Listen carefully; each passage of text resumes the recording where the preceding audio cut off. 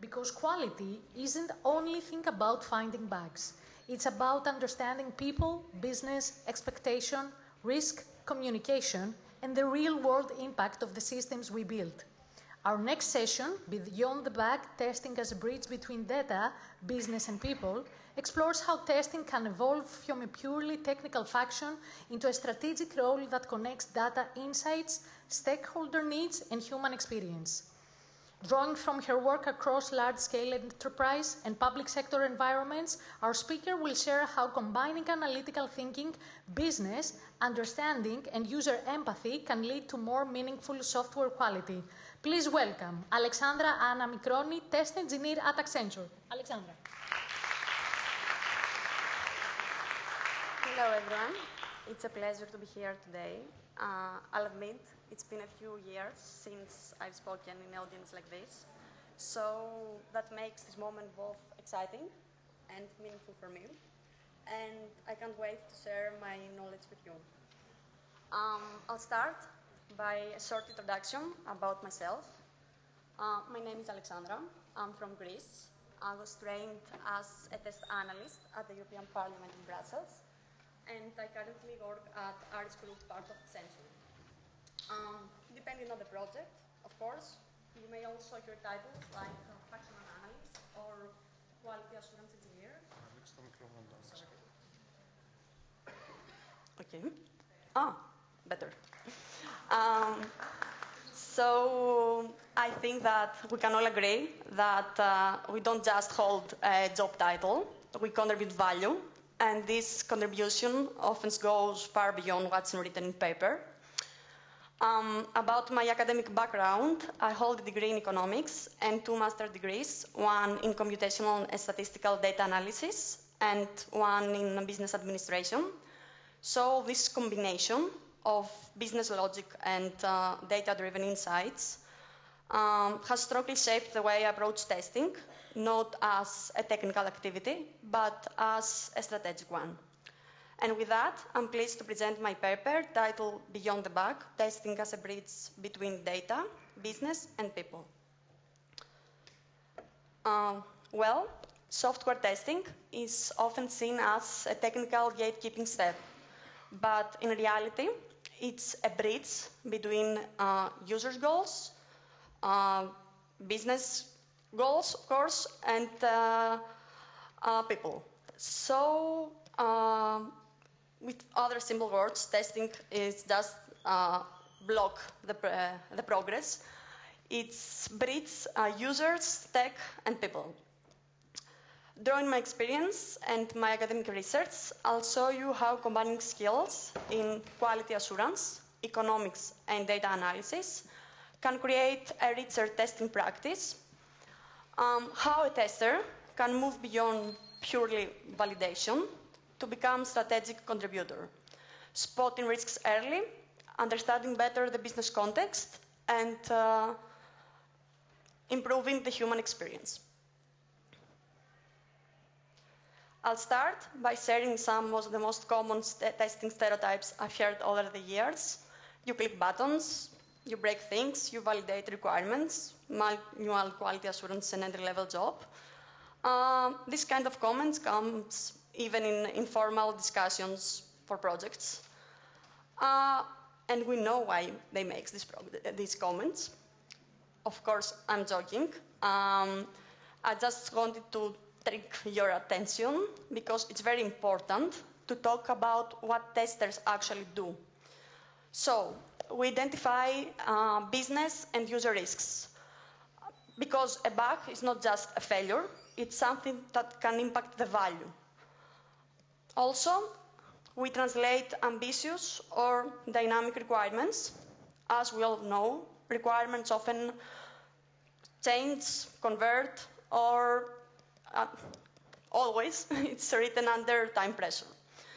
So it's very important what we do in this topic. And third, we understand workflows better than most stakeholders. And this is because we experience the system end to end. We know the components, we know how it works, and detect user pain patterns even before analytics tools do. And this is again because we are the users, so we know if something is confusing or how it works. So even the data might not show immediately that something is not going well. So testing is a business analysis activity as much as a technical one. What is data thinking, though? So it's using evidence to guide priorities. For example, if the 60% of production issues comes from the checkout flow, this area will become the top testing priority for the next release. Also, it's understanding patterns in defects, user behavior, and system flow. If a certain microservice fails every time we deploy a new feature, those are signals of systemic failures, not just random bugs. And now will ask me, and why do we care if it's whether a random bug or a systemic failure? If we approach a random bug as a systemic failure, we waste money and effort. But if we approach a systemic failure as a random bug, we keep patching symptoms without solving the real problem. Third, we're asking, what is the test telling us? It's very important we don't just mark a test as pass or fail, but to ask, what's this behind of this? What's this test telling us? Like, what do we need to do? So, last one, but I would like to go a little bit deeper on that and share with you some ideas. It's transforming insights into actionable decisions. We can, for example, shifting testing effort earlier in risky models. We can blocking a release due to repeated failure patterns. And even we redesign a workflow because user data shows confusion. So this is where the testing stops being operational and becomes strategic. And this is where the data really starts to work for us. So first, prioritization. By looking in which models have historically failed the most, we know exactly where to put our testing energy. Instead of guessing what to test first, we just look at the historical data and we know exactly where to start. Then, risk prediction. So, defects tend to cluster. Bugs like hanging out altogether. So, for example, if the payments model fails for 30% in the last 3 releases, while the user settings rarely fail, we know where to put our effort better. With defect cost curves, which is a term I took from economics, we can just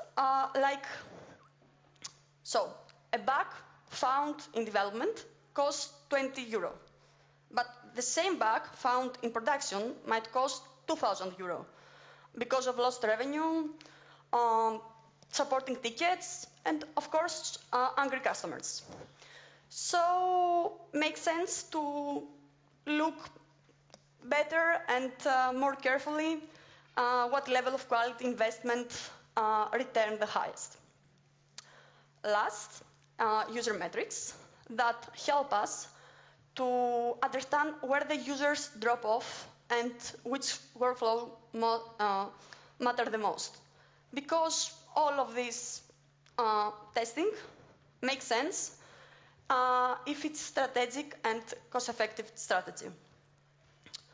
So overall, data transforms testing from guesswork into decision-making.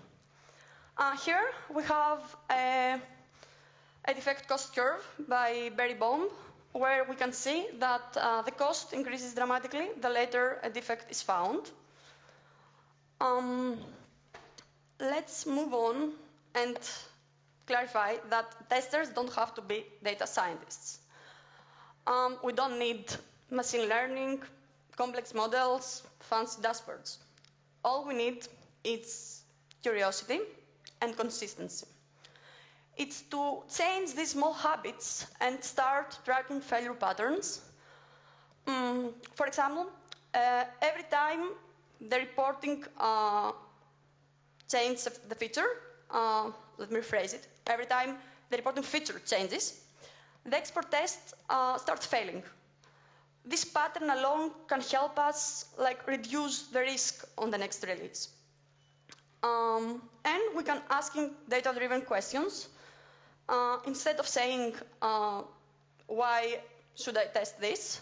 We can say, how many defects come from this model in the latest regression?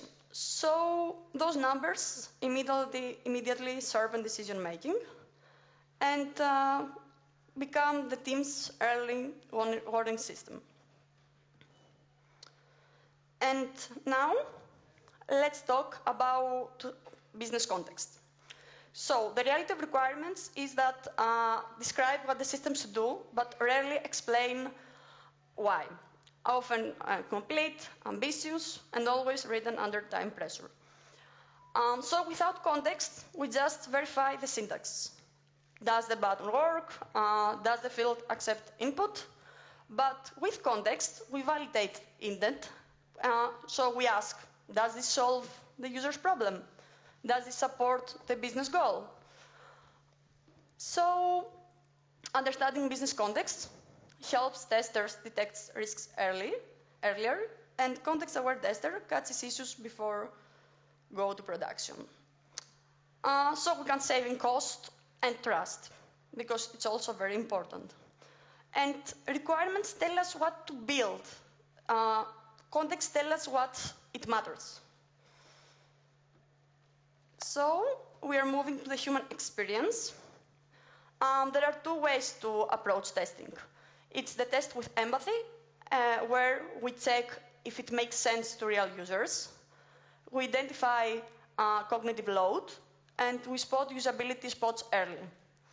On the other side, we have tests without empathy, which is just check if the flows work.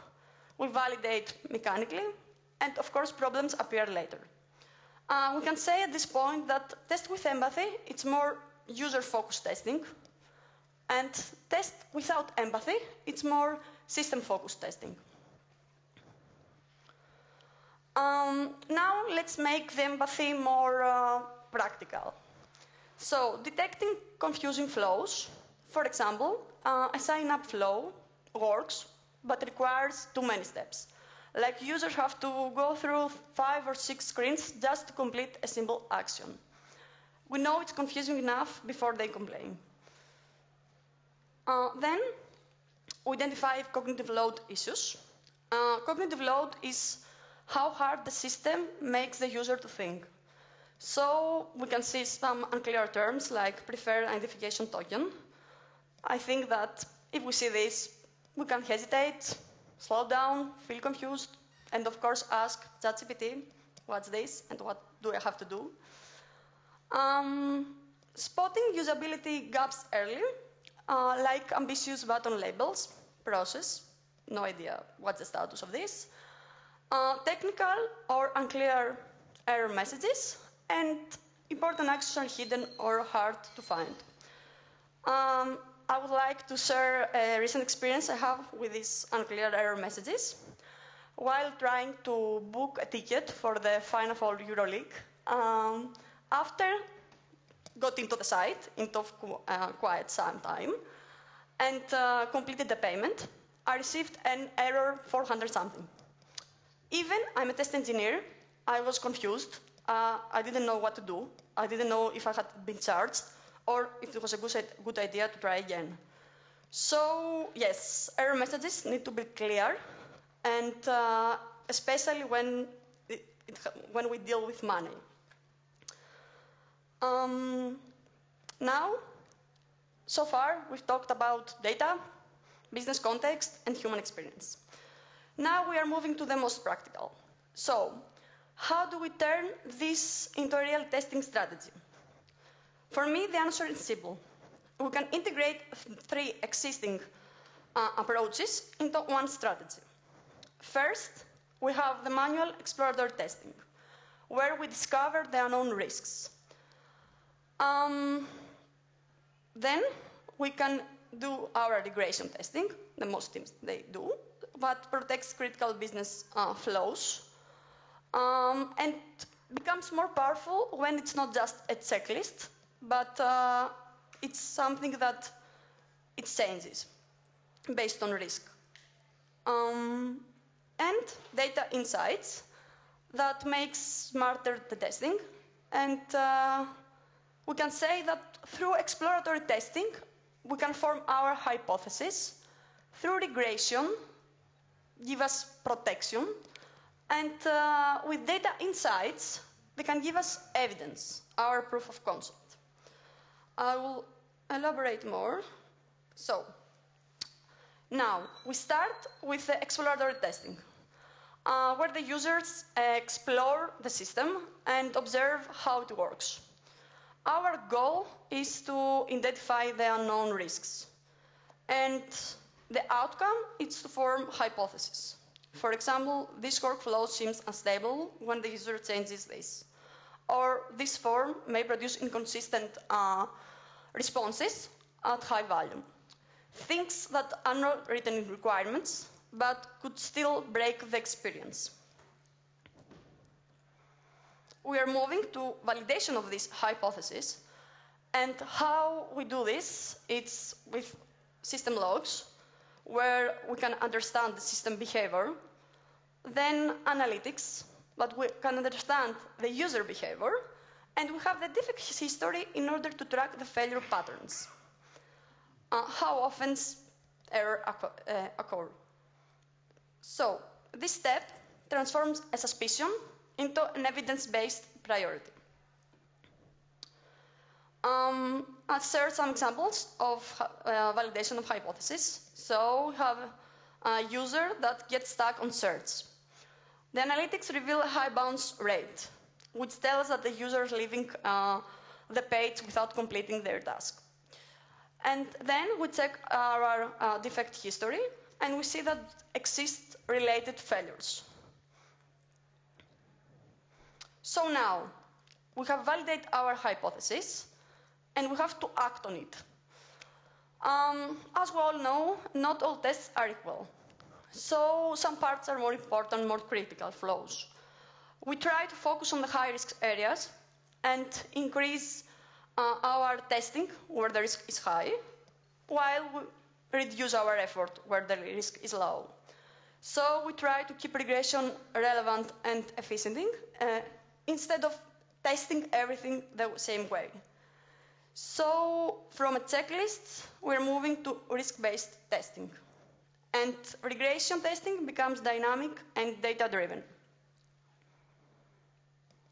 So now we have our final step. After exploring, validating, prioritizing, we need to make decisions. So as we know, test always comes with constraints. We don't have unlimited time, budget, or velocity. So we ask, what do we gain for one more test? And that's the marginal benefit. For example, what do we really gain to test one more of a flow that we have already tested 10 test valid cases? Then we have our opportunity cost. What are we not testing elsewhere? What do we miss by focusing here? And here comes the risk cost, which is the most critical question. What if this fails in production? So, for example, you spend time to check a UI in a flow like user settings, and then we don't have time to check the payment model, or we do it very quickly, and we don't have a lot of test cases. So this is an example of big opportunity cost. Here we have the full model. We start with the exploratory testing. We form our hypothesis. We validate them with data. We prioritize our regression. And we make the decisions at the end. So each step builds on the previous one. And this model turns testing into a continuous inside and scene. So this is the bigger picture. Testing is no longer a final step. It's a strategic function where business context and empathy, while data multiples testing efficiency. And the outcome is that the quality that users trust, because it's technical validated, there is business insight, and of course, it's based on the human understanding. So testing doesn't just validate systems, validates decisions. On this slide, I'm showing how I apply my testing approach into a real example.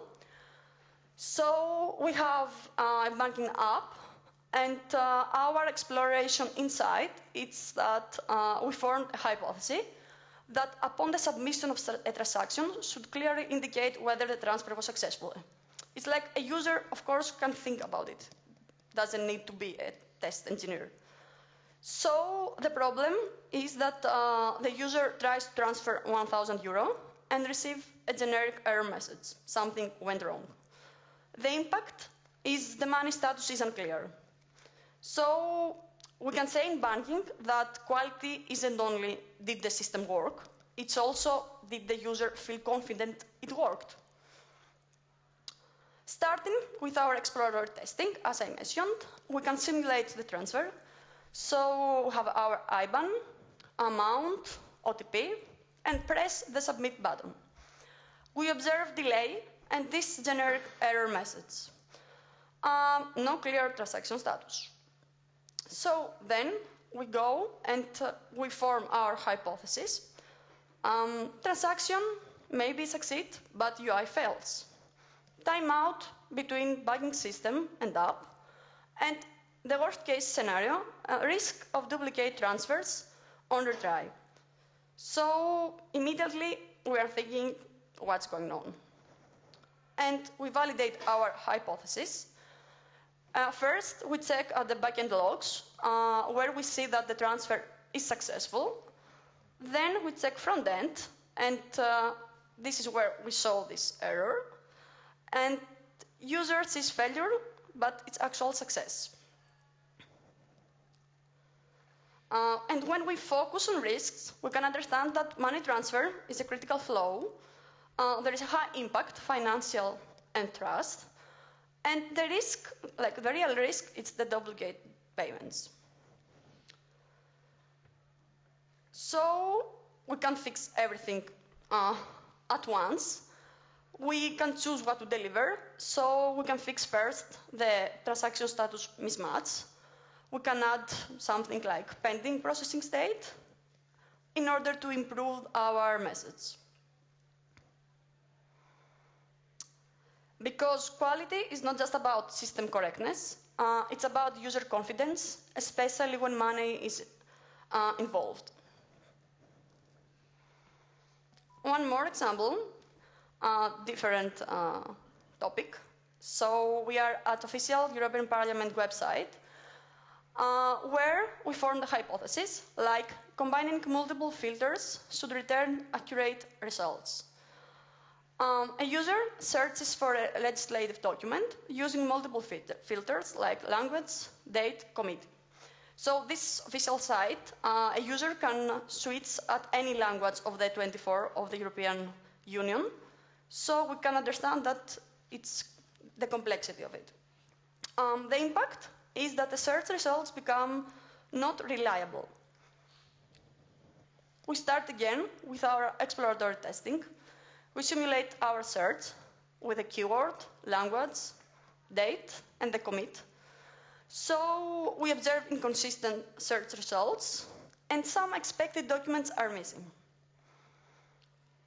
Then we form our hypothesis that the filter logic may not combine correctly, or some filters override others, and data inconsistency across languages or datasets. Imagine a journalist that is looking for a specific commit, and see different results than a journalist, for example, in Sweden, because they choose different language. So there is a big impact of these missing documents. We try to validate our hypothesis. We have our backend data where we can see that there are correct stored results. We check the front end and we see these incomplete results, the missing documents. And our focus on risk is that we know that there is a critical flow, the document search, the impact, decision-making, and trust, and the risk that missing documents, incorrect information. So, finding the problem, forming hypotheses, validating them, now we need to do something about it.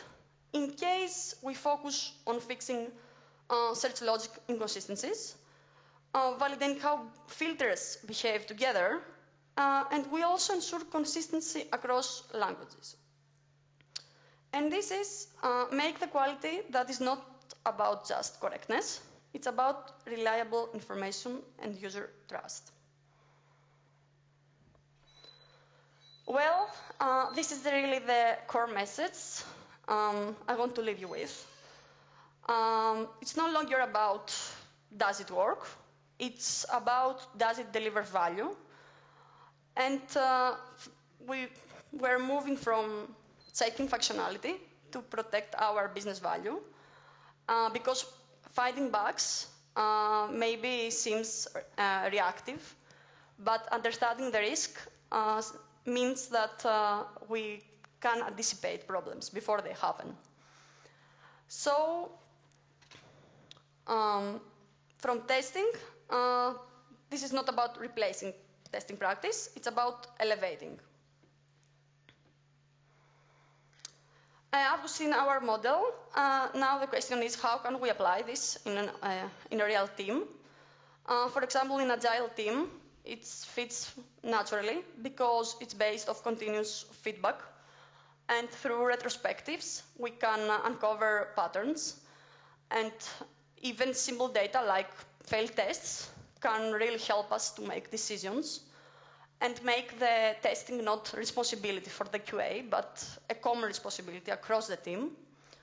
And this is improves the quality and the way we approach the testing. About waterfall, I know that the most of the team is like a common secret. We work in a hybrid waterfall model, not agile. But here, as we know, there is limited adaptability. So we need to act earlier before, because we don't have time to do. We can check the defect history of the previous releases, maybe. And so in this context, that data becomes more important because we need to make these decisions like now. So even in waterfall, this approach doesn't change the process, but makes the process smarter. Of course, in 2026 speech, AI can be missing. These are tools for general data analysis. I'm sure that if you search, you can find more tools specific for data analysis for defects or failures. As we said before, the previous speech, there are a lot of tools, AI tools, specific for testing. But I can't speak just for my academic research. I need to speak from my experience. So I have used these tools through my master. ChatGPT for advanced data analysis, where we can upload data sets through Excel files, for example, and get charts, insights, summaries. It can even clean data, detect patterns, explain results. I think we don't need them as testers, but just leave it here. And it's great for quick analysis, reports, and exploration. Then we have Polymer that converts spreadsheets into interactive dashboards. And this is great for visualizing and sharing data, maybe in a retro meeting. And last, we have Julius AI, where we can upload data and get auto charts and explanation. And this is specific for deep data analysis through conversation. Like you can interact with this tool. And this is the end. Thank you all for being here today. A special thanks to the organizers also for spreading this powerful message. And I would really happy to hear your feedback, thoughts, or any questions you may have. I hope I didn't confuse you. It was my first time, so I can share this presentation again and again and just use different examples. And I would really like to connect with you through LinkedIn, and we can talk and continue this conversation. Thank you.